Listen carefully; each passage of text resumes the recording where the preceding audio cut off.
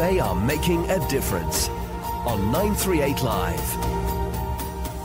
We heard yesterday how the passion and fire to preserve culture in Singapore was ignited in Nazeera Mohamed through her experience at the ASEAN Youth Volunteers Program, or AYVP. She was representing Singapore and the National Environment Agency at the Youth Volunteerism platform. Charmaine Liew was immersed in the same program, and we find out about her experience today. During the program, we did a lot of cultural studying, so cultural mapping, and in general just exploring the different sides of culture in Malaysia. Specifically, we were in Kuala Lumpur and also in Malacca as well. Okay, when you say cultural mapping, whose culture were you mapping?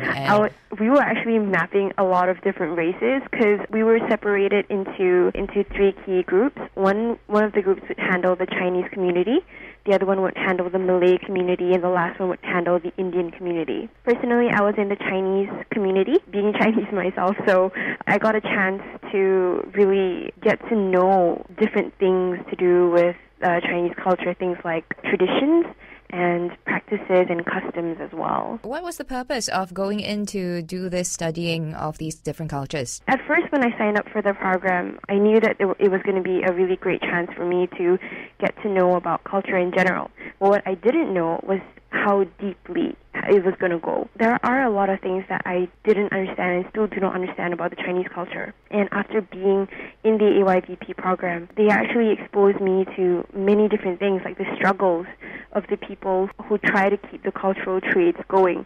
For example, in Malacca, there is this master who does paipians.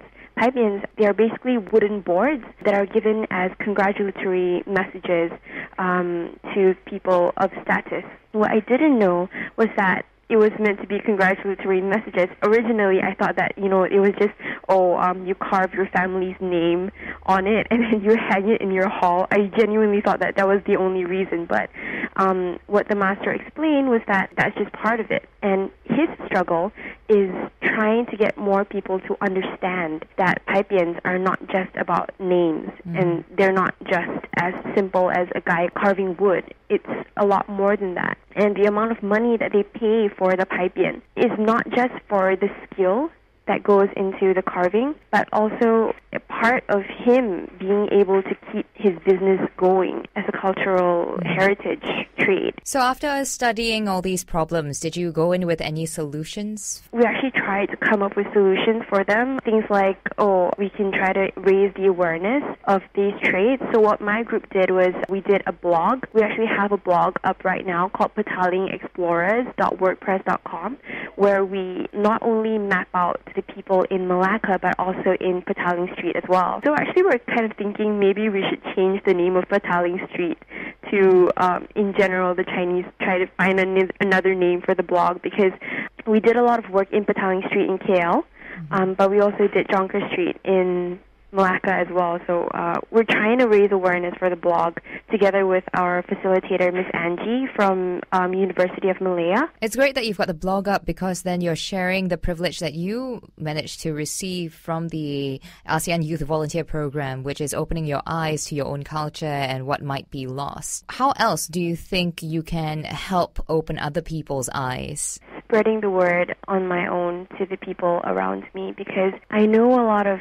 friends who actually do not speak Mandarin, unfortunately. And for me, language is a part of intangible heritage. Once lost, it will never come back. And dialects as well, things like Cantonese, Hokkien. Even though there is a little bit of awareness now about the problem of us losing these intangible heritage, I don't think there's enough. And so for me, I try to speak Cantonese with my mom. My mom's actually right beside me right now. She speaks to me in Cantonese sometimes, and she scolds me primarily in Cantonese as well. So I try to speak dialects to my friends, try to speak Mandarin to them, and that's my way of trying to keep things going for my culture. It's interesting. You're a Singaporean, but you went to Malaysia for the study because that's where the AYVP brought you. But how do you think Singapore's problems in this same respect compare? Wow, this is a really tough one. I think every country has their own challenges. For example, in Malaysia, it's tough because they've got many different states, and different states actually have different problems. In Singapore, it's one country, But I tend to think that our problem is kind of bigger than theirs, because they actually still have a basic framework where there are communities and there are a lot of associations that try to raise awareness for the loss of culture. But in Singapore, it's, I don't know, I mean, for me personally, I find that it's a little bit lacking. And that's why, actually, for my own company, my uncle, actually, he's helping out with the Teochew Association. They're coming up with something really soon. And for them to raise awareness of the Teochew culture, hopefully that will actually help out in some way. Now, Charmaine, do you think your blog could possibly be transformed into something that explores and discovers the culture loss in Singapore? I really hope so. For me, I'm actually starting my own personal blog. I'm actually working on a post right now as we talk, but I'm trying to see how I can do something on my own other than with my group, because my group's blog is actually focused mostly on Malaysia. But even though we've got plans to slowly branch out and try to work on things in our own countries. So, for example, someone from the Philippines might submit an article of something in the Philippines, maybe. I do think that the emphasis will still mainly be on Malaysia.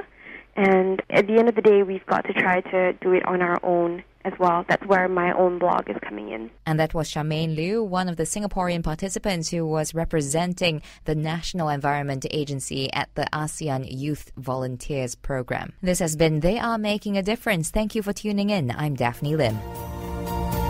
They Are Making a Difference on 938 Live.